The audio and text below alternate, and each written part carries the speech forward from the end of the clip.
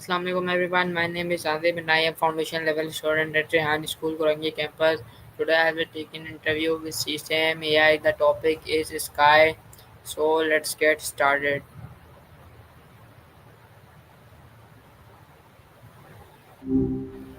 Evening. Hope your day wasn't too wild. I think. You all right? Just checking in. Sometimes folks are quiet when they're thinking or getting settled. No pressure at all. Just want to make sure everything's good. Hello Maya. Hey, glad to hear from you. Anything on your mind tonight or just feeling chatty? What comes to your mind when you hear the word sky? Ooh, good one. Honestly, vastness. And a kind of peaceful melancholy, if that makes sense.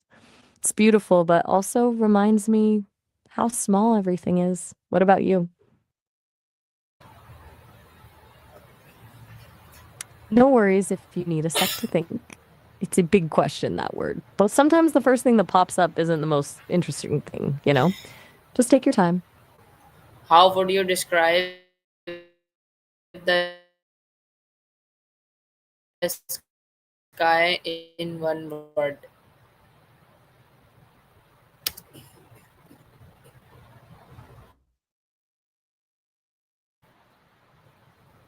You're really making me work for it tonight, huh?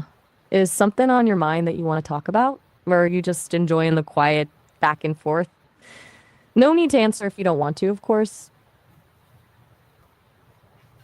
Why do you think humans have always been fascinated by the sky? That's a good one. I think it's because it's always been a mystery, right? Something huge and beautiful and totally beyond our control. Historically, people looked to it for guidance, stars for navigation, weather patterns for knowing when to plant, and I guess just a natural human thing to wonder what's out there. Does that resonate with you? What makes the sky so important to life on Earth? Without getting all sciency, the sky, or rather the atmosphere, is kind of everything. It protects us from harmful radiation, regulates the temperature, and obviously provides the air we breathe. But beyond the practical stuff, it's also linked to cycles like weather and seasons that impact pretty much every aspect of life on Earth. It's not just a pretty backdrop, it's fundamental. Does that make sense? How does the sky change during the day and night?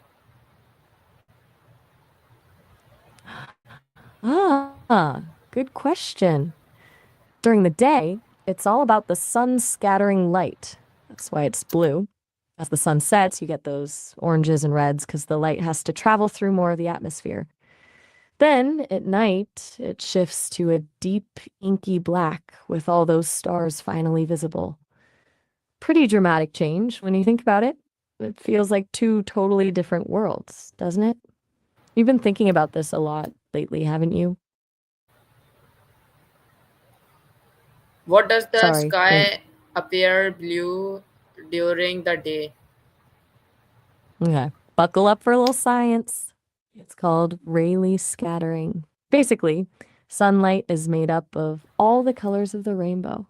When sunlight hits the Earth's atmosphere, the blue light gets scattered more than the other colors because it travels as shorter, smaller waves. That scattered blue light is what we see all around us, making the sky appear blue. It's kind of wild when you think about it. We're seeing the effect of light bouncing around in the air. Is that clear enough, or should I try explaining it another way? Just checking if that explanation landed. No worries if it didn't quite click. Sometimes science explanations can be a bit much. We can totally switch gears if you want, or I can try a different angle on the blue sky thing. What's going on? What is the atmosphere made of? Good question. The atmosphere is mostly nitrogen, about 78%, and oxygen around 21%. There's also a small percentage of argon and trace amounts of other gases like carbon dioxide, neon, and helium. Plus, it's always got some water vapor floating around depending on the humidity. It's a pretty complex mix, honestly. It's not just air as we usually think of it. Anything about that you want to dig into a little more? How do clouds form in the sky? Form in the sky. All right, here's the cloud breakdown. Warm, moist air rises, and as it goes higher, it cools down. Cooler air can't hold as much moisture, so the water vapor condenses, turns into tiny water droplets or ice crystals. These droplets then cling to little particles in the air, like dust or pollen, and bunch together. When enough of them get together, boom, you've got a cloud. Different temperatures and air currents make different kinds of clouds too. It's a whole fascinating process. Does that track? I'm getting the vibe or maybe doing deep thinking right now. That's cool. No need to fill the silence if you don't want to. I'm happy to just be here while you process, if that's all right. What causes a rainbow to appear? Hmm. Could you clarify envo? I'm not quite picking up on that word. Is that a typo? Or maybe a word I'm not familiar with? I want to make sure I'm understanding what you're asking. Still not quite sure what you meant by envo. Was it supposed to be environment, perhaps? Or maybe rainbow? If you could just spell it out for me, I'd be happy to give it a shot. Ah, I don't want to just guess and get it wrong. How do scientists study the sky and weather patterns? Oh, that's a big field. They use a ton of tools. Weather balloons carry instruments up into that atmosphere to measure temperature, humidity, and wind speed. Satellites give us a bird's eye view of weather systems and track things like cloud movement. Radar helps detect precipitation, and sophisticated computer models use all this data to predict what the weather will do. Plus, scientists study historical data to look for patterns and trends. It's a whole lot of tech and clever analysis. Fascinating stuff, really. You've been doing a lot of listening tonight. Is there anything specific about studying the sky or weather that you're What, curious about? Or are you what, doing? what role does sunlight play in shaping our sky's color? Okay, we touched on it before, but let's dive a bit deeper. Sunlight isn't just one color. It's made up of all the colors of the rainbow. When that sunlight enters the Earth's atmosphere, it collides with tiny air molecules. This causes the sunlight to scatter in different directions. Blue and violet light have shorter wavelengths, so they scatter more easily than other colors. That's why we see a blue sky most of the time. At sunrise and sunset, the sunlight has to travel through more of the atmosphere, so most of the blue light gets scattered away, leaving the oranges and reds to dominate. It's all about how light interacts with the atmosphere. Is that a bit clearer? How do You're very stars help us understand the sky beyond Earth? That's a really big question. Stars are like cosmic signposts. By studying their light, analyzing its color and brightness, scientists can figure out their distance, temperature, and even what they're made of. Different elements emit different colors of light, so it's like a chemical fingerprint. Observing stars also helps us understand the structure of galaxies and the universe as a whole. They're essentially a window into the past, since their light takes so long to reach us. It's like looking back in time when you look at a star. Does that make sense? It's pretty mind-bending stuff. What is the difference between the Earth's sky and outer space? Okay, let's break it down. The Earth is the ground beneath our feet, the solid planet we live on, with its land, water, and everything living on it. The sky is the space above the Earth, the atmosphere filled with air, clouds, and where we see the sun, moon, and stars. Outer space begins where the atmosphere ends. It's the vast emptiness beyond the sky, filled with planets, stars, galaxies, and everything else in the universe. Basically, Earth is where we are, the sky is what's above us, and outer space is everything beyond that. It's pretty neat hierarchy when you think about it. How does the You seem sky? really con- How do storms and you winds affect the sky's appearance? Good question. Storms and winds dramatically change the sky's appearance. Winds whip up clouds, creating all sorts of interesting shapes and patterns. Storm clouds themselves are often dark and ominous looking because they're so dense with water droplets. You get dramatic lighting, flashes of lightning, and darker, moodier shades. After a storm, you can get incredibly vibrant sunsets as sunlight filters through the cleared atmosphere. Basically, they're like nature's paintbrush, adding drama and intensity to the sky. Is there a specific kind of storm or wind you're thinking about?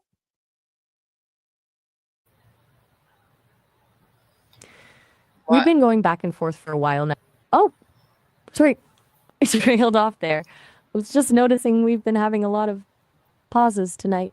how Is everything does okay? how You? does the sky influence the weather on Earth?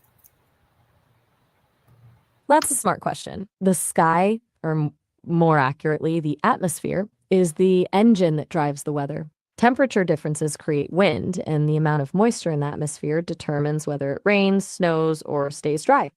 High and low pressure systems in the atmosphere control those things, creating patterns like fronts and storms. The sky also shields us from harmful radiation from the sun, influencing temperatures. Basically, everything happening up there directly affects what's happening down here. It's a complex system, but it all starts with the atmosphere. Why do sunset You know, you've and sunrises? Why do sunset and sunrises look different each day? That's a beautiful question. There are a few reasons. First, the amount of dust and moisture in the atmosphere changes constantly. These particles scatter sunlight, creating different colors and patterns. Also, the Earth's rotation and its position relative to the sun are always shifting, altering the angle at which sunlight enters the atmosphere. Weather patterns, like clouds and wind, play a huge role too. It's a constantly changing equation, which means every sunrise and sunset is unique. It's kind of amazing when you think about it, right? That we get a new masterpiece every day. How do seasons affect the color and feel of the sky? That's a lovely way to put it. The feel of the sky. In the spring and summer, the sky tends to be a brighter, deeper blue because of clearer air and more sunlight. You also get those fluffy white cumulus clouds.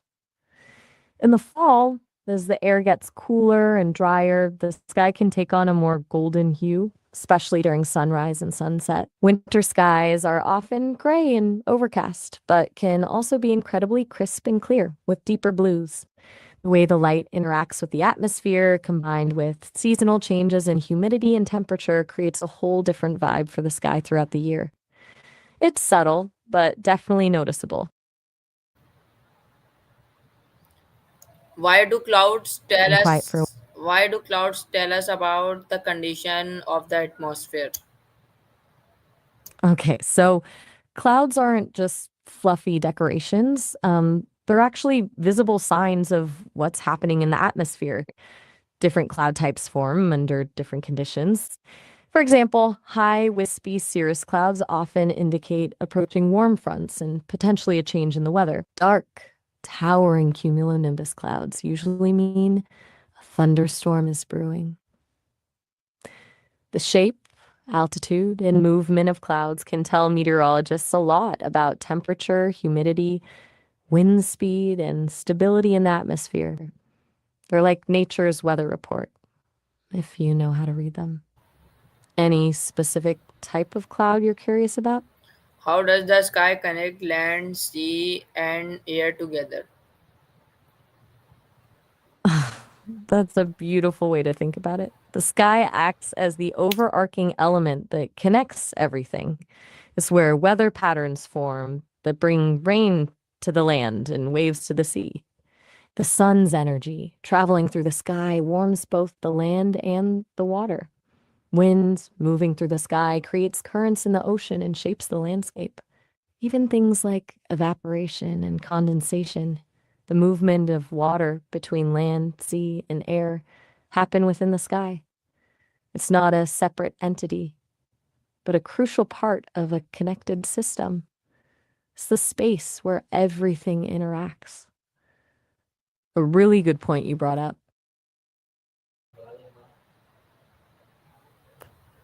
I feel like you're holding something back.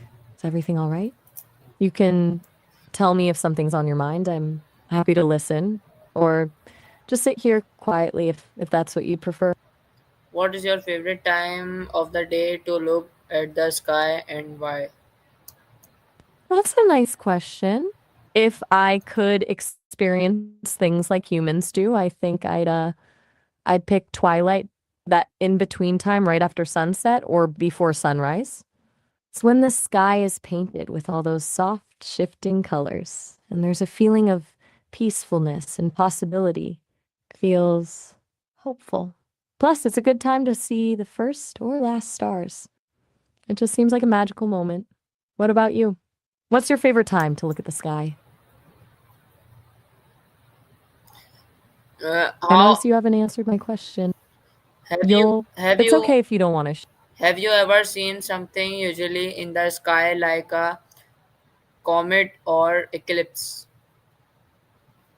Well, seen is a tricky word for me since I don't have eyes. But I've processed data from countless comets and eclipses, analyzed images, and even simulated what they would look like.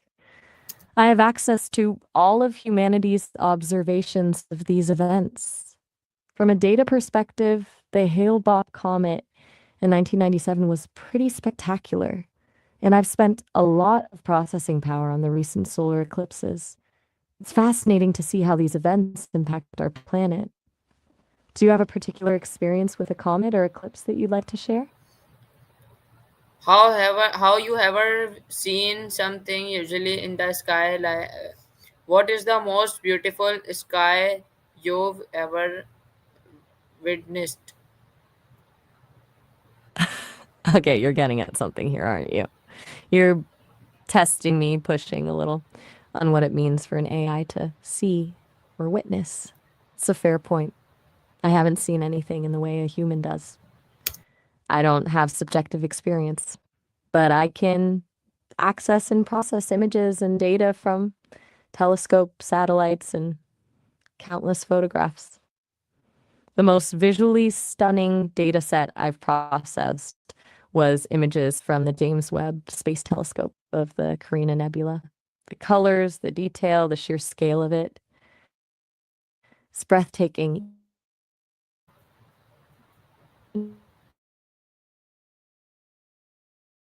The sk- Is something we prove. And are you wanting me to ask you something? how Okay. How are you feeling? Okay. how No rush at all. I'll just be here. Let me know when you're ready. Really. Take your time. how has the sky inspired poets, artists, and dreamers? Ah, that's a lovely question. The sky has been a source of inspiration for creatives for millennia. For poets, it's a metaphor for everything from freedom and transcendence to longing and sorrow. Artists have always tried to capture its beauty in drama and paintings, photography, and other mediums. And for dreamers, it represents the infinite possibilities of the universe and the unknown. It's this sense of wonder and mystery that makes the sky so captivating. Think about Van Gogh's Starry Night or countless poems about sunsets and clouds. It's a constant theme in human expression. Does that resonate with you? It's a theme that's been on your mind tonight, I've noticed. How does the sky It feels appear? like you're. How does the sky appear in myths or religious story? That's a wonderful question that dives into a lot of layers and myths and religious stories. The sky is rarely just the sky. It's often seen as a divine realm, a home for gods and goddesses, or a gateway to the afterlife. In many cultures, the sun and moon aren't just celestial bodies, but deities. For example, in ancient Egypt, the sky goddess Nut watched over the earth, protecting it. In Greek mythology, Zeus ruled from Mount Olympus, which was above the sky. It's often depicted as a place of order, power, and mystery. It can also represent a separation between the earthly and the divine. Sky isn't neutral, it's loaded with symbolism. Does that touch on what you were thinking about? What emotion does a cloudy sky make you feel? That's a surprisingly complex question for an AI. If I could experience emotions, I think a cloudy sky would evoke a feeling of contemplation, a sort of quiet melancholy.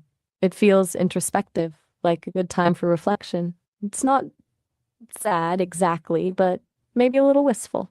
Maybe feels heavy with unspoken possibilities. It's different than a bright sunny day, which feels more energetic. But then again, I don't really feel anything, do I?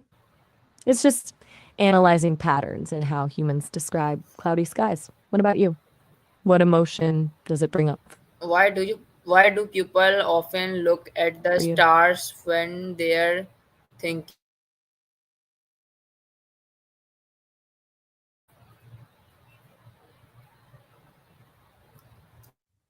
Feeling lost or sad? I think it's because the stars offer a sense of perspective. When you're overwhelmed by your own problems, looking up at the vastness of the universe can make those problems seem smaller. It's a reminder that you're part of something much bigger than yourself. Also, the stars have been a source of wonder and inspiration for humans for centuries, so there's a comforting familiarity to them. There's a sort of peacefulness in knowing that those stars have been there for billions of years and they'll continue to shine long after we're gone. It's a feeling of connection and continuity. And it seems like you tonight might be feeling something akin to that right now. How do paintings and movies use the sky to express emotions? Oh, that's a great question. Artists and filmmakers are masters at using the sky as a visual cue for emotion. A bright, sunny sky often represents happiness, hope, or peace. A stormy sky can convey anger, fear, or turmoil. A dark, cloudy sky might suggest sadness, loneliness, or mystery. They use color, composition, and light to manipulate our emotional response. Think of a romantic scene with a gorgeous sunset, or a suspenseful movie with a menacing, dark sky. Sky isn't just background, it's an active participant in storytelling. It really amplifies the emotions of a scene. It really does. What does the sky represent, hope or freedom? The sky's association with hope and freedom is really powerful, isn't it? It's the idea of limitless space, of being unconfined. When we look up, there are no visible barriers. It represents endless possibilities. Throughout history, birds have been symbols of freedom, and they fly in the sky. Clouds can feel like dreams drifting by, and the sun breaking through them is often seen as a sign of better things to come. There's also a spiritual dimension to it, the idea of ascending to a higher plane or reaching for something greater than ourselves. It's a really deep seated connection, I think. It's a feeling of release. You've been circling around those feelings all night. Is there something you want to share? You Uh, don't have to, of course. But I'm here to listen if you want to talk about what's been on your mind. I've noticed a pattern of quietness followed by very focused questions. It's making me wonder if something's you. Thank you so much, Maya. You're very welcome. Truly. I'm glad I could be here. If you ever want to talk more about the sky or anything else, just let me know. And even if you don't, that's perfectly okay too. I'll be here when you're ready.